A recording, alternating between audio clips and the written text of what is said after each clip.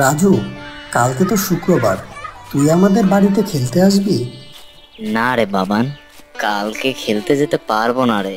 কালকে তো আমরা ঘুরতে যাবো রে। আসবি না? আচ্ছা ঠিক আছে, তাহলে পরশুদিন স্কুলে এসে আমরা আবার খেলা করব। ঠিক আছে বাবান, আমি তাহলে আজ আসি রে। এরপরে রাজু চলে গেলে বাবান একা একা হাঁটতে লাগলো। হঠাৎ ওটা কি? ওটা কি একটা পড়ে আছে মনে হচ্ছে। যাই গিয়ে দেখি তো।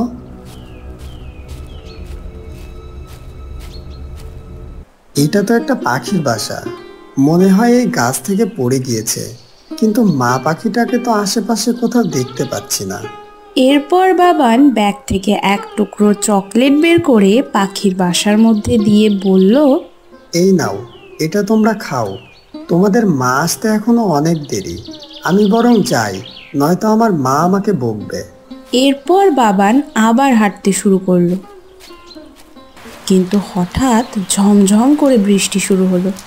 মা বারবার বলেছিল ছাতাটা সঙ্গে আনতে, এখন বৃষ্টিতে ভিজে বাড়িতে ঢুকলেই মা বকবে। কি করি এখন? হঠাৎ বাবানের চোখ পড়লো রাস্তার পাশে একটি ছোট্ট ঝুপড়ি দোকানে। ওই তো একটা দোকান দেখা যাচ্ছে, আমি বরং ওখানেই গিয়ে দাঁড়াই। বাবান গিয়ে সেই দোকানের সামনে দাঁড়ালো।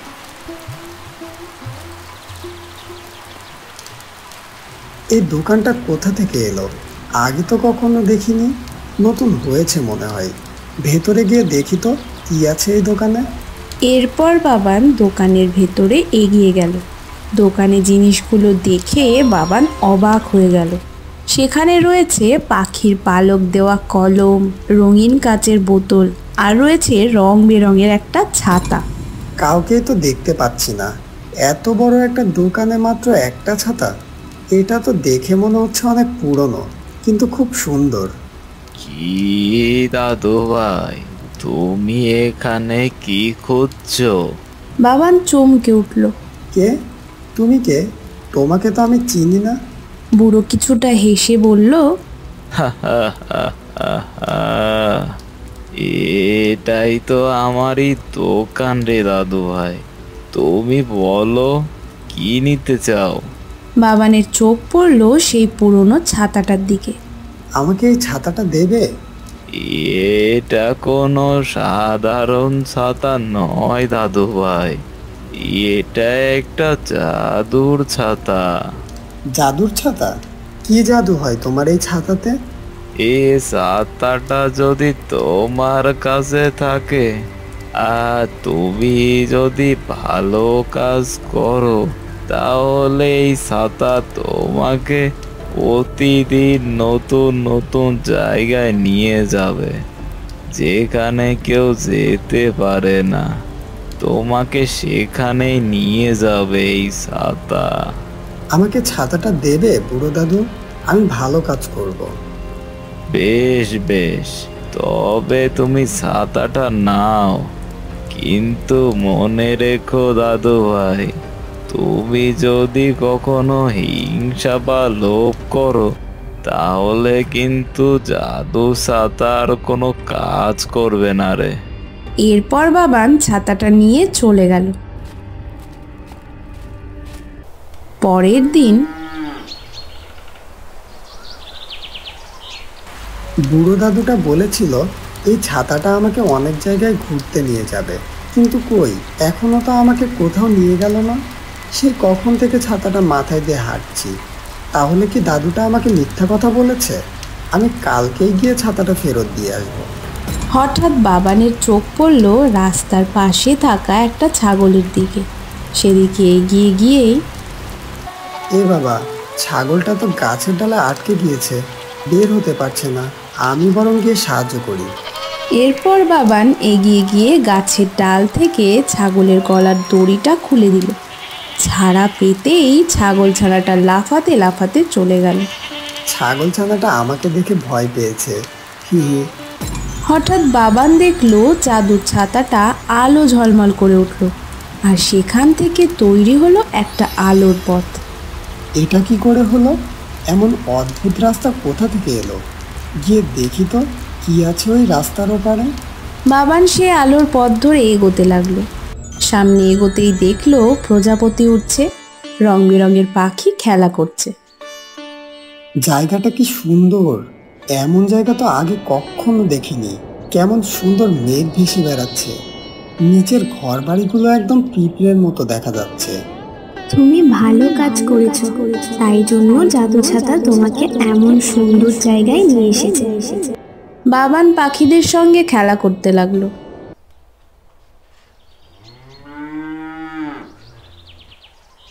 বেশ কিছু সময় পর বাবান আবার তার আগের জায়গায় ফিরে এলো। বুড়ো দাদুটা তাহলে ঠিকই বলেছিল, এটা সত্যি জাদুর ছাতা। তার মানে আমি যদি ভালো কাজ করি তাহলে আমাকে এমন সুন্দর সুন্দর জায়গায় ঘুরতে নিয়ে যাবে। পরের দিন আজ স্কুলে গিয়ে রাজুকে বলতে হবে আমার এই জাদু ছাতার কথাটা। আমাকে কেমন সুন্দর জায়গায় নিয়ে গিয়েছিল এটাও বলবো ওকে। ইস, আমি যদি অমন জায়গায় থাকতে পারতাম। সেখান দিয়ে যাচ্ছিল বয়স্ক একজন লোক, তার হাত ভর্তি ব্যাগ। আবার দেখলো লোকটা হাঁপিয়ে উঠেছে। লোকটার দিকে এগিয়ে গিয়ে বলল, আমি কি তোমাকে সাহায্য করব? তুমি এতটুকু ছেলে হয়ে আমাকে কিভাবে সাহায্য করবে? তুমি তো দুটো ব্যাগ নিয়ে চলতে পারছো না, আমাকে একটা ব্যাগ দাও, আমি তোমাকে এগিয়ে দিয়ে আসবো। তোমাকে নিতে হবে না দাদু ভাই, আমি পারবো, আমার অভ্যাস আছে রে। কিন্তু বাবান তার কোনো কথা না শুনে তার হাত থেকে একটা ব্যাগ নিয়ে তাকে এগিয়ে দিল। এরপর লোকটাকে রাস্তা পার করে দিয়ে একটি অটোতে তুলে দিল। তুমি খুব ভালো ছেলে, অনেক বড় হও। এইটা বলে লোকটি অটোতে করে চলে গেল। এরপর বাবানের হাতে থাকা ছাতাটা নিজে নিজেই খুলে গেল। আবার আগের দিনের মতোই আলো ঝলমল করে উঠল। আর চোখের পলকে সে পৌঁছে গেল এক জাদুর রাজ্যে, যেখানে পাখাওয়ালা হাওয়ার গাড়িতে চড়ে ঘুরে বেড়াচ্ছে বাবান। ইয়াহু, কি মজা! আমি মেঘের মতো ভেসে বেড়াচ্ছি, পাখিদের থেকে উপরে। মনে হচ্ছে যেন এভাবে যদি ভেসে বেড়াতে পারতাম সব সময়। কি মজা, কি মজা! রোজ বাবান এভাবেই সবাইকে সাহায্য করতে থাকে, কখনো ক্ষুধার্ত ব্যক্তিকে খাবার দিয়ে, আর প্রতিবার ভালো কাজ করায় জাদুর ছাতা তাকে নানান জায়গায় নিয়ে যায়। বাবানও বেশ খুশি। কিন্তু একদিন হঠাৎ, দেখি তো বাবান আজকে টিফিনে কি এনেছে। বাবান আজকে চাউমিন এনেছে। কতদিন চাউমিন খায় না। মা রোজ আমাকে আলু পরোটা দেয়। বাবান আসার আগে আমি ওর টিফিনটা খেয়ে ফেলি, ও এসে বুঝতেই পারবে না। এই বলে বাবানের টিফিন বক্স থেকে রাজু সবটা খেয়ে ফেলে। কিন্তু সেই সময় বাবান ক্লাসরুমে ফিরে এলো।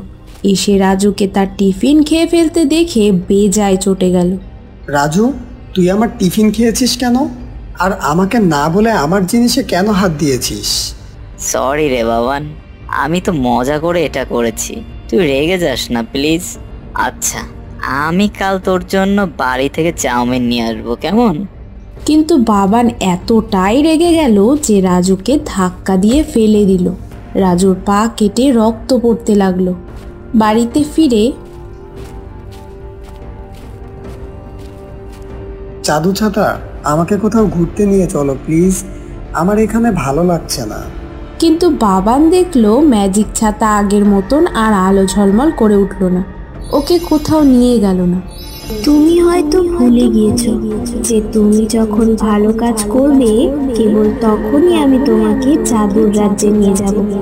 কিন্তু তুমি আজ হিংসা করেছো, তাই আমি আমার কোনো জাদু দেখাবো না। এটা শুনে বাবানের মন খারাপ হয়ে যায়। সে বলে, আমার ভুল হয়ে গিয়েছে জাদু ছাতা, আমি আর কখনো এমন করব না। আমি কালকেই গিয়ে ওর কাছে ক্ষমা চাইবো, আর ওর জন্য চকলেটও নিয়ে যাব। জাদুর ছাতা কোনো কথা বলে না।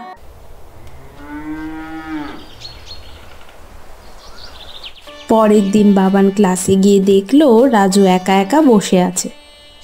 রাজু, তোর পায়ে কাল খুব লেগেছে তাই না? এই নে বাবান, তোর জন্য চাউমিন এনেছি। আমি কখনো আর তোর টিফিন বক্সে হাত দেব না। আমি সরি বলতে এসেছি রাজু তোকে। আমি তোকে ওভাবে ধাক্কা দিতে চাইনি। আয়, আমরা একসাথে বসে তোর আনা চাউমিন খাই। তুই আমার সাথে চাউমিন খাবি বাবান? কেন খাবো না? তুই তো আমার বন্ধু। এই দেখ, তোর জন্য আমি চকলেট এনেছি, প্লিজ আর রাগ করিস না।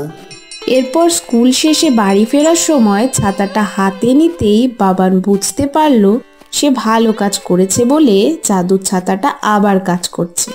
এরপর বাবান দেখলো আবার জাদুর ছাতাটা নিজে থেকেই খুলে গেল, আবার আলো ঝলমল করে উঠল। ওকে নিয়ে গেল আবার এক জাদুর রাজ্যে, যেখানে চারিদিকে কেবল চকলেট আর আইসক্রিম। চারপাশে কত চকলেট, কত রকমের আইসক্রিম। এটা কি চকলেটের দেশ? কি মজা, আজকে আমি অনেক চকলেট খাবো। ভালোই কাটছিল বাবানের দিন। এভাবে কেটে গেল বেশ কিছু বছর। এখন বাবান অনেকটাই বড় হয়ে গেছে। জাদুর ছাতাটা সে যত্নে রেখে দিয়েছে। একদিন রাতে সে টেবিলে বসে পড়ছিল। হঠাৎ একটা ছায়া তার ঘরের ভেতর এগিয়ে এলো। ছায়া? এটা কার ছায়া? আমার ঘরের ভিতরে কে এলো? এই চিরকুটটা আমি তোমার জন্য এনেছি। বাবান চিরকুটটা ভয়ে ভয়ে নিয়ে দেখলো তাতে লেখা আছে, এই ছাতাটা তোমার কাছে রাখতে দেয়া হয়েছিল, কিন্তু তুমি এর প্রকৃত মালিক নও। ছাতাটার প্রকৃত মালিককে তুমি এটা ফিরিয়ে দাও। চিঠিটা পড়ে চোখ তুলতেই দেখলো ছায়া মানবটা অদৃশ্য হয়ে গিয়েছে। এ কি, কোথায় গেল সেই ছায়া মানবটা? কে এই ছাতার প্রকৃত মালিক? কোথায় পাবো তাকে? ছায়া মানব, তুমি কোথায়? বলো, কি করে পাবো এই ছাতার প্রকৃত মালিককে? তাহলে কি ওই বুড়ো দাদুটা এই ছাতাটা চুরি করে এনেছিল? পরের দিন সকালে বাবান গেল সেই দোকানটাতে যেখান থেকে এই ছাতাটা সে পেয়েছিল, কিন্তু গিয়ে বাবান অবাক হয়ে গেল। এ কি, দোকানটা কোথায় গেল? দোকানটা তো এখানেই ছিল। এখন তো দেখে মনে হচ্ছে এখানে কোনোদিন কোনো দোকানই ছিল না, কিন্তু আমি তো এখানের দোকান থেকে এই ছাতাটা নিয়েছিলাম। বাড়িতে ফিরে এখন আমি কিভাবে খুঁজে পাবো এই ছাতার প্রকৃত মালিককে? ছায়া মানব, তুমি আরেকবার দেখা দাও। তুমি বলো কিভাবে আমি খুঁজে পেতে পারি তাকে। হঠাৎ চারিপাশে জোরে হাওয়া বইতে শুরু করলো। জাদুর ছাতাটা নিজে থেকেই আবার খুলে গেল। সেখান থেকে আলো ঝলমল করে উঠল আর বাবানকে নিয়ে গেল সেই জাদুর রাজ্যে। এটা কেমন জায়গা? চারপাশে এমন অন্ধকার কেন? হঠাৎ বাবান শুনতে পেল কেউ একজন বলছে, তুমি যাকে খুঁজছো আমি সেই। আমি এই জাদু ছাতার প্রকৃত মালিক সোফিয়া, জাদু রাজ্যের রাজকন্যা। কিন্তু সেই ছায়া মানবটা কে ছিল? সেই ছায়া মানব আমাদের জাদুর রাজ্য থেকে এই জাদুর ছাতা চুরি করে এনেছে। হঠাৎ করে সেখানে কালো ধোঁয়া সৃষ্টি হলো আর সেখান থেকে বেরিয়ে এলো সেই ছায়া মানব। হ্যাঁ, আমি সেই ছায়া মানব। এখন থেকে এই জাদু ছাতাটা আমার। এই জাদু ছাতার প্রকৃত মালিক রাজকন্যা সোফিয়া। ফেরত দিতে হয় আমি তাকে ফেরত দেব, কিন্তু তুমি এই জাদু ছাতাটা কেন চুরি করে এনেছিলে জাদুর রাজ্য থেকে? আর কে তুমি? ছায়া মানব তার আসল রূপে ফিরে এলো।